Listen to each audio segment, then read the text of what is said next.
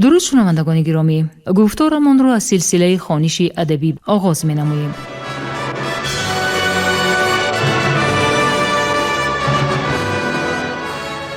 با توجه شما کتاب کسینوفونت تحت عنوان کروشنامه در ترجمه، تحریر، سرسخن و توضیحات دکتر علم‌های فلسفه پروفسور رمضان نظریف در قرائت کارمند شایسته تاجیکستان علیزاده عبدالرشید خوجمقل تقدیمتان می‌گردد.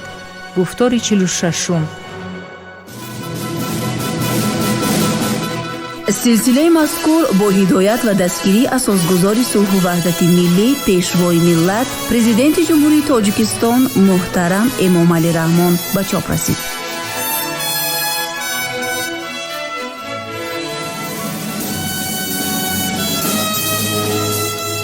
کروشنامه اثری است که تربیه سرلشکر و حاکمی آرمانی مردم فارس را در دوره هخامنشی‌ها تصویر می‌کند. آن همچون رمانی تاریخی، ترجمه حالی و دستورنامه اداره‌کنی و راهبری تعبیر می‌شود. در آن در برابر هنرهای جنگی و لشکرکشی و صنعت جنگ و محاربه‌ها، همچنین دستورهای سیاسی و اخلاقی در آمیزش با قصه های مردمی، ترجمه حالی و تخیلات بدیعی تصویر می‌یابد که اکثر آنها در دایره طبقه برگزیده افینه صورت گرفته است. همچنین کروشنامه درباره خصلت و سیرت کوروش بزرگ معلومات می‌دهد.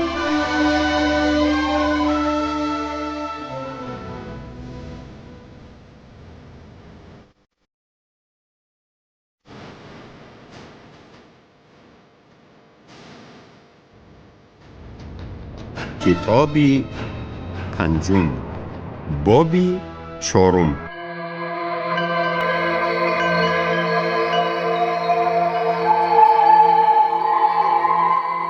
گدت درباره این گونه امکانیت سخنانش را گوش کرده آهی سبک کشید و گفت: آیا من تا رفتن تو آماده شده می توانم؟ زیرا می خواهم مادرم را نیز با خود برم. البته به نام زیوس قسم می خورم، او را باور کنند کروش، تو کاملا فرصت داری که به این کار موفق گردی. به هر حال من سخنرانیم را تا دمی که درباره آمادگیت گزارش نمیدهی به تأخیر می اندازم. بعد از این گدت با یاری کروش برای مستحکم نمودن قلعه خود با قوه‌های محافظ آن رهسپار گشت. در راهش او همه آن چیزی را که حیاتی چنین مرد ثروتمند را آرا داده می توانست با خود گرفت. او این چنین تصمیم گرفت که عده‌ای از آدمان نزدیکش را هم از میان کسانی که به او صادق و جماعی آنها برای او دلپذیر بود و این چنین بسیاری آنهایی را که به آنها اعتمادش کم بود همراهش ببرد و آن آخرین ها را مجبور ساخت که با خود یا زنان یا برادران و یا فرزندانش را نیز بگیرند تا که به این وسیله دست و پای آنها را بسته نگاه دارند. کروش بره پیمایی نظامی شروع نمودن در حال به گدت امر داد که در بین همکارانش جای گیرد تا از مصلحت‌های او درباره راه و آب و ذخیره یم و علف و نان و غذا استفاده برد و به شرافت آن اردوگاه را در جایهایی که در آن همه چیزهای ضروری فراوان باشد بنیاد سازد. وقتی که کروش به پیش حرکت کرده شهر بابوریان را دید و قرار داد که راهی که از آن روانه بودند از پهلوی دیوارهای شهر می گذرد، او گابری و گدت را به نزدش خواند و پرسید که آیا راه دیگری هست که با آن از مسافه نه آنقدر نزدیک به دیوارهای شهر گذرند؟ بله، راههای دیگر هم هستند جناب. آنها حتی یگانه نیستند، جواب داد گابری. اما من فکر می کردم تو حالا می خواهی که در مسافه هرچی نزدیکتر به شهر گذری تا تا به شاه نشان دهی که چگونه لشکری بزرگ و عالی جناب در اختیار توست. آخر وقتی که قوت خیلی کم بود، نزدیک به دیوارهای شهر راه می پیمودی و شاه دیده می توانست که شماره ما کم است. حالا باشد، حتی اگر او خود را با یگان راه آماده کرده باشد، چون که او برایت گفته بود که باید به جنگ با تو آماده شود، به هر حال من باوری دارم که به قوه تو نظر افکنده قوه های خودش در نظر او باز هم ناکفایه می رسد. کوروش در جواب گفت: به نظرم گابری، تو در حیرت افتادی که چرا وقتی که من با خود لشکری خیلی کم داشتم از نزدیکی دیوارهای شهر قدم می زدم و اکنون که یک قوه کلان دارم نمی خواهم که از نزدیکی این دیوارها گذرم. اما نباید حیران مانی، زیرا نزدیک شدن به شهر و گذشتن از پهلوی آن یک معنی ندارد. به هجوم رفته همه طوری صف می کشند که برای جنگ کردن بهتر باشد و حتی هنگام عقب نشینی جنگاوران عاقل چنین ترتیب را نگاه می دارند که توانند نه با سرعت بلندترین بلکه با بیخطری بیشتر عقب روند.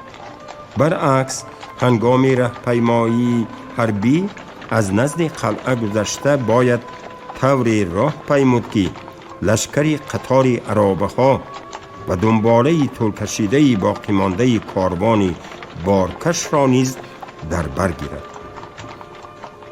برای همه این محافظت جنگاوران مسلح لازم است و به هیچ وجه این کاروان به نظر دشمن به محافظت مسلحانه دچار نمی آید.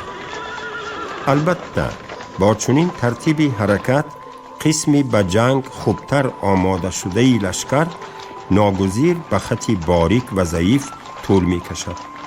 اگر دشمنان قلعه در یگان جا با دسته های فلنگ حمله کنند، در هر جایی که هجوم می آورند نسبت به قوه های رهگذر قوی تر خواهند بود.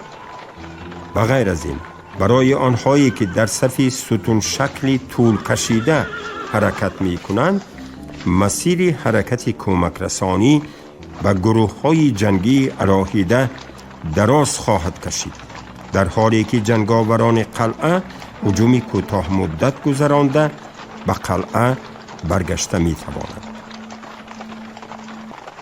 اگر از نزد قلعه گذشته ما مسافه ای را نگاه داشته توانیم که حالا برای در صف ستون شکلی طول کشیده حرکت نمودن امکان می دهد، دشمنان صرف نظر از همه مقدار قوه های حربی ما را دیده می توانند. در عین زمان از سبب وجود داشتن پاسبانان مسلح تمام قطار سربازانی که از آن می گذرند منظره دهشت انگیزی را به میان خواهند آورد. آنگاه اگر دشمنان حقیقتاً درباره یک نوع هجوم تصمیم گیرند، ما آنها را از مسافه دور پی برده می توانیم و آنها ما را به حالت ناگهانی حیرت آور گذاشته نمی توانند.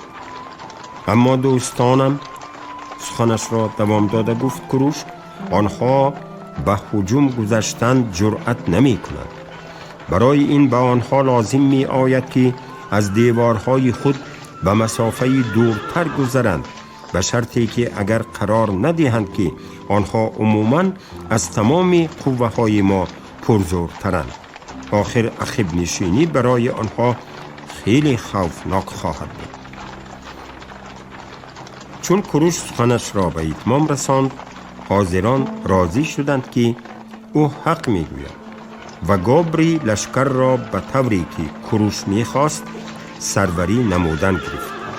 وقتی که لشکر از شهر میگذشت، کوروش قسمی صفهای در قفا مانده قوه‌هایش را پیوسته پرقوت مینمود. به همین طریق حرکت نموده کوروش در مهلت تعیین شده به سرحد سوریه و ماد به جایهایی که زمانی به نبرد حربی وارد شده بود میرسد. از 3 قلعه سوریه که در اینجا جایگیرند، او یکی از آنها ضعیفترینش را با هجومش در حال غصب کرد. اما در 2 تای دیگرشان باشد کوروش و گدت که یکیشان با ترسانیدن و دیگری از طریق باوری کنانیدن آدمان عمل می نمودند، قوه های محافظ قلعه ها را مجبور ساختند که تسلیم شوند.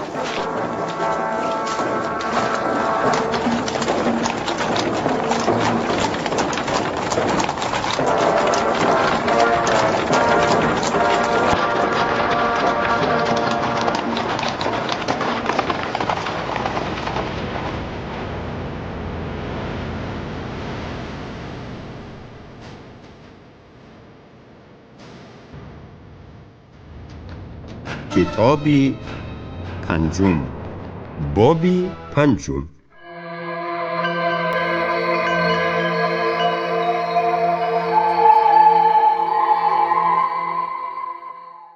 وقتی که همه این کارها انجام یافت، کوروش به نزد کیکسر قاصدش را با پیشنهاد میفرستد که او باید به اردوگاه کوروش حاضر شود تا آنها به قراری رسند که با قلعه های نو ضبط شده چی باید کرد و آنکه کیکسر پس از معاینه و بازرسی لشکر درباره وضعیت عمومی و آنکه به فکر او در حال حاضر چی تصمیمی باید قبول کرد مصلحت نماید. تو علاوه می کنی، گفت کوروش به قاصد، اگر او بخواهد من خودم می توانم به نزد او روم و در پهلویش اردو زنم. قاصد بازگشت، براهش رفت تا که این پیشنهادها را برساند.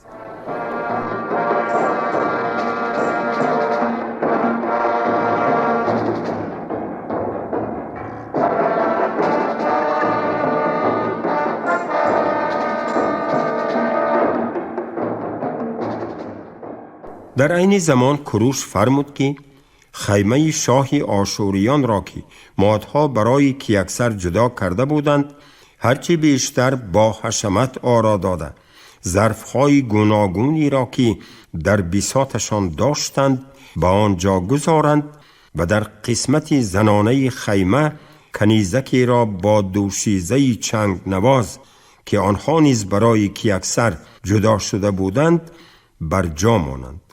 مادها به اجرای این فرمان کمر بستند. در همین حال قاصدی که به نزد کیکسر فرستاده شد هر آن چیزی را که سپارش گرفته بود بیان کرد. پس از شنیدن سخنان او کیکسر تصمیم گرفت که اگر لشکری کوروش را در سرحد بمانند بهتر است، زیرا که در آن وقت سربازان فارس که کوروش برایشان فرستاده بود الکی حاضر شده بودند و تعداد آنها از حساب کمانوران و پیلتست ها 40,000 نفر را تشکیل می‌داد.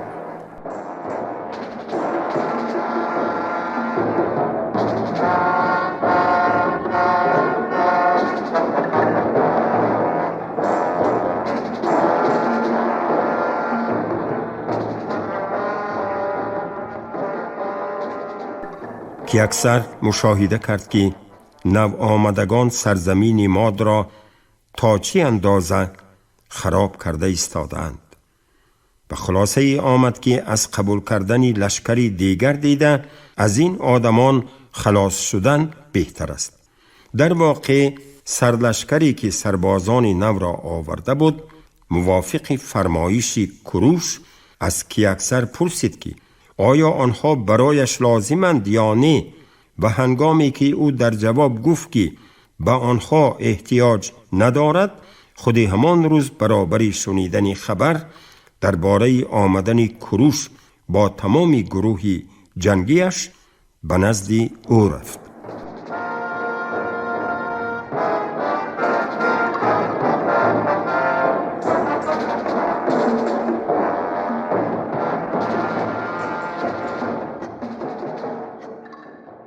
روزی دیگر کیاکسر نیز با آن قسم سواره های مادها که هنوز او را ترک نکرده بودند به راه برآمد. وقتی که کروش از نزدیک آمدن او خبردار شد، جنگاوران سواره پارس ها را که شماره اشان الکی خیلی زیاد بود، همه مادها، ارمنی ها، گیرکنیان و هم پیمان های دیگرشان را که اسب ها و سلاح های بهترین داشتند با خود گرفت و به استقبال او رفته میخواست قدرت لشکری خود را به کیاکسر نشان دهد.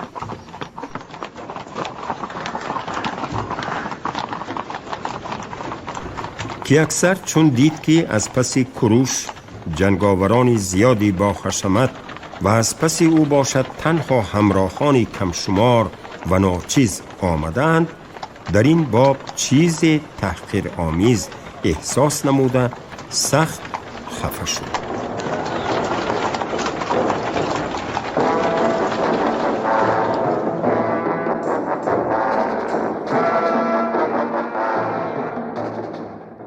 وقتی که کروش از اسب فرآمد و به کیاکسر نزدیک شد و نیت داشت که چون هر وقت او را ببوسد، کیاکسر نیز از اسب فرآمد ولی از او روی گرداند. از بوسه دوری جست و معلوم بود که او گریه می کند.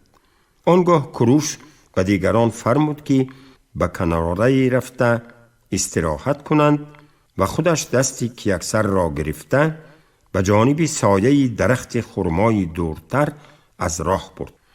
فرمان داد که زیر پای کیاکسر چند قارین های مادها اندازند و او را در آنجا شناند و در پهلوی او نشسته به صحبت با سخنان زیرین شروع نمود.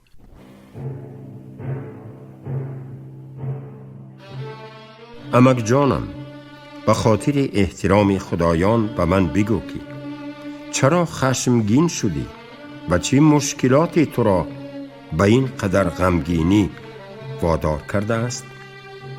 به این کیاکسر چنین جواب داد: کروش، طبق رأی عمومی اصل من از عائله شاهان است که آنچنان که خاطره انسانی امتداد می‌گیرد به همان اندازه قدیم است. پدرم شاه بود و من هم خودم را شاه می‌دانم.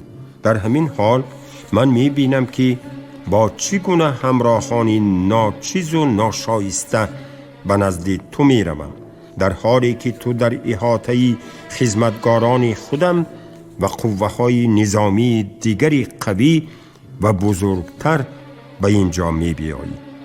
و چنین تحقیر به فکرم تاب آوردن حتی از دشمنان ناخوشایند است. اما ای زیوس، احساس کردن این تحقیر از آنهایی که هیچگاه از ایشان انتظارش نبودم خیلی ناگوارتر است. به نظرم من 10 مراتبه در به قعر زمین در آمدن را افضلتر می دانم از آن که در پیش چشم مردم به این گونه خاری و ذلیلی راست ایستاده نظر افکنم و ببینم که فرمانبردارانم چگونه مرا خنده و تمسخر می کنند. زیرا من خوب می دانم، ادامه داد کیاکسر، که اکنون نه تنها تو از من تواناتر هستی، بلکه غلامان من که از خودم پرقوتتر شده اند با من وامی خورند. آنها حالا چنان خوب مجهز شده اند که می توانند به من ضرر رسانند و نه آن را از دست من ببینند. شما گفتار 46 را از سلسله خوانش ادبی از روی اثر کسینوفونت تحت عنوان کروشنامه در ترجمه، تحریر، سرسخن و توضیحات دکتر علم‌های فلسفه پروفسور رمضان نظریف در قرائت علیزاده عبدالرشید خوجمقل شنیدید. کارگردان شیرعلی نغزلی، صدابردار کریم جان حمیدزاده.